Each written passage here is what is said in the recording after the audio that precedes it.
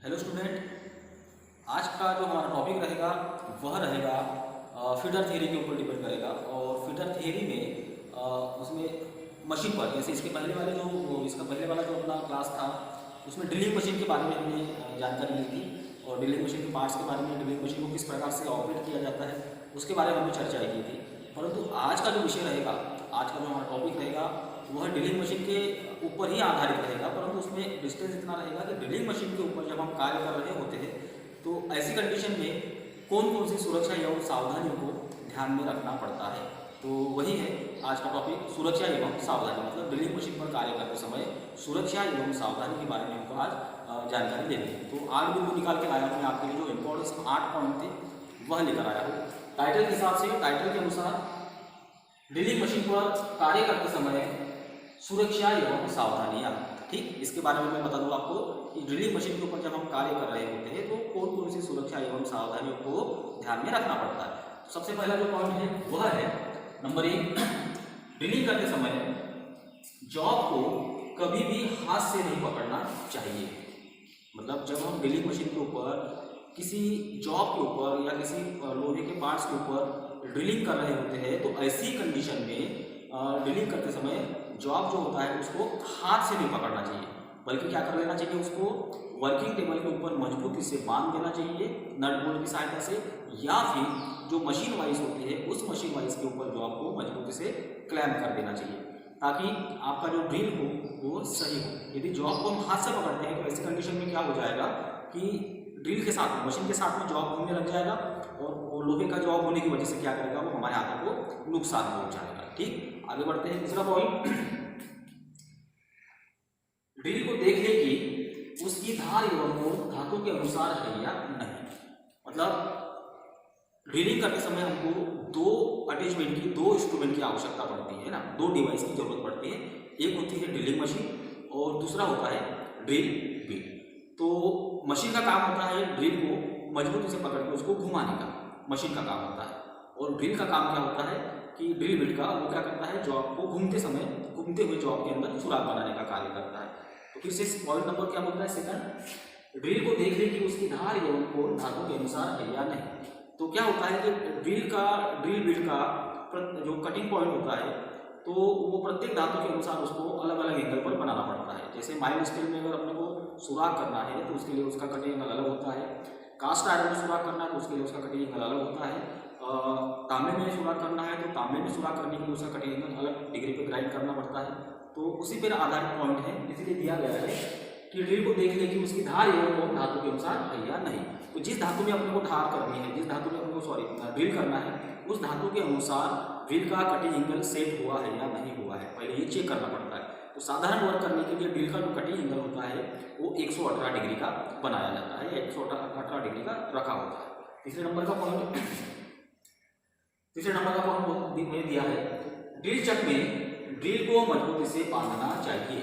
तो मशीन की स्पिंडल में जो ड्रिल चक होता है, ड्रिल चक, तो ऐसा चक या ऐसा माध्यम जो ड्रिल को मजबूती से क्या करता है, पकड़ के रखता है। तो इसीलिए कहा गया है कि ड्रिल चक में ड्रिल को मजबूती से बांधना चाहिए। तो जो ड्रिल चक होता है उस ड्रिल चक में ड्रिल को क्या करना चाहिए, मजबूती से चाबी के द्वारा उसको लॉक करना पड़ता है, बांधना पड़ता है। तो मजबूती से बंधा होना चाहिए। यदि ढीला बंधा होगा तो क्या हो जाएगा कि जब मशीन रोटेशन करेगी, जब मशीन घूमेगी तो ऐसी कंडीशन में वो जो ड्रिल बिट रहेगी वो वहाँ से फिसल कर अपने ऊपर आएगी और हमें क्षति पहुँचाएगी, है ना।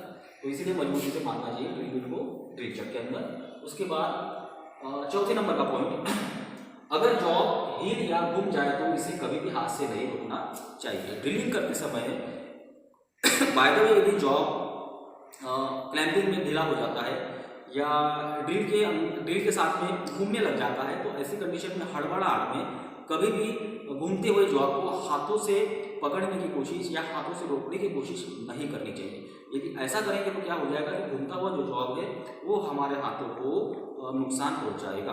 तो ऐसी कंडीशन में क्या कर लेना चाहिए, मशीन को ऑफ कर देना चाहिए, बंद कर देना चाहिए, फिर उसके बाद जॉब को निकाल लेना चाहिए। अगला पॉइंट देखते हैं नंबर 5, सही स्थान पर ड्रिल करने के लिए केंद्र बिंदु गहरा लगाए।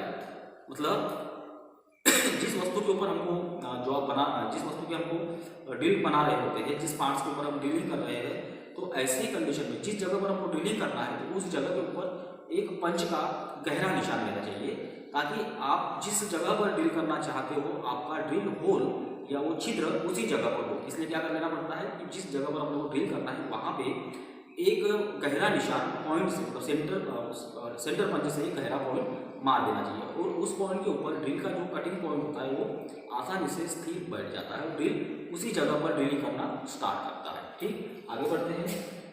नंबर 6, धातु के अनुसार उचित शीतक कूलेंट का प्रयोग करना चाहिए। तो शीतक और कूलेंट क्या होता है मैं समझा के बता दूंगा आपको। तो जैसा प्रश्न में दिया हुआ है पॉइंट्स पे, आपका पॉइंट्स के अनुसार पॉइंट्स जो बता रहा है वो जो कह रहा है उसके अनुसार धातु के अनुसार उचित शीतक कूलेंट का प्रयोग करना चाहिए। तो प्रत्येक धातु के लिए अलग अलग प्रकार के धातु के लिए अलग अलग प्रकार के कूलेंट का उपयोग करना पड़ता है। तो कूलेंट मतलब होता है ऐसा पदार्थ जो ड्रिलिंग करते समय जॉब और ड्रिल के बीच में जो फ्रिक्शन होता है, जो घर्षण होता है, तो घर्षण होने से क्या होता है वहाँ से दोनों के बीच में जब ड्रिल धातु को काटता है तो काटते समय दोनों के बीच में मटेरियल और ड्रिल बिट के बीच में क्या होता है, घर्षण होता है, फ्रिक्शन होता है, तो वहाँ से धुआं निकलता है। तो ऐसी कंडीशन में जो आपका ड्रिल होता है वो खराब हो जाता है और जॉब में भी स्क्रैचेस आ जाते हैं। तो ऐसी कंडीशन में क्या करना पड़ता है, उनके ऊपर कूलेंट का प्रयोग करना पड़ता है, मतलब पानी वगैरह जो होता है जिससे दोनों के बीच में ठंडक पैदा हो।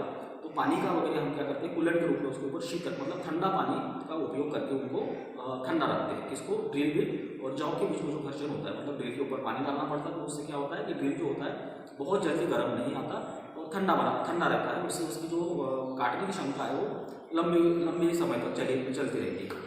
तो ऐसी कंडीशन में जब भी हम ड्रिलिंग कर रहे होते हैं तो धातु के अनुसार शीतक का या कूलेंट का प्रयोग करना चाहिए। तो अलग अलग धातु को ड्रिलिंग करते समय अलग अलग प्रकार के कूलेंट का उपयोग किया जाता है, पर ज़्यादातर वर्कशॉप में जब हम ड्रिलिंग कर रहे होते हैं तो ऐसी कंडीशन में हम लोग ठंडे पानी का ही उपयोग करते हैं दोनों के बीच में घर्षण को रोकने के लिए। ठंडे पानी का, जिसको शीतक बोला जाता है। शीतक मतलब होता है कूलेंट, है ना, तो लुब्रिकेशन का कार्य करता है। तो ठंडे ड्रिलिंग करते समय धातु के अनुसार उचित शीतक का प्रयोग करना चाहिए। दोनों के बीच में घर्षण कम हो इसलिए उसके ऊपर क्या करना पड़ता है, पानी का उपयोग करना पड़ता है। आगे बढ़ते हैं। नंबर 7 पॉइंट, मशीन के घूमते हुए पुर्जों से बाल एवं कपड़ों को बचाकर रखें। मशीन क्या होती है, जब मशीन को हम ऑन करते हैं तो कई प्रकार की जैसे मशीनें होती है वो रोटेशन करती है, उनके जो बीच में जो उनके साथ जो पार्ट्स जुड़े होते हैं, पुल्लियाँ जुड़ी होती है, बेल्ट जुड़े होते हैं, तो ये क्या करते हैं घूमना स्टार्ट करते हैं, रोटेशन करते हैं।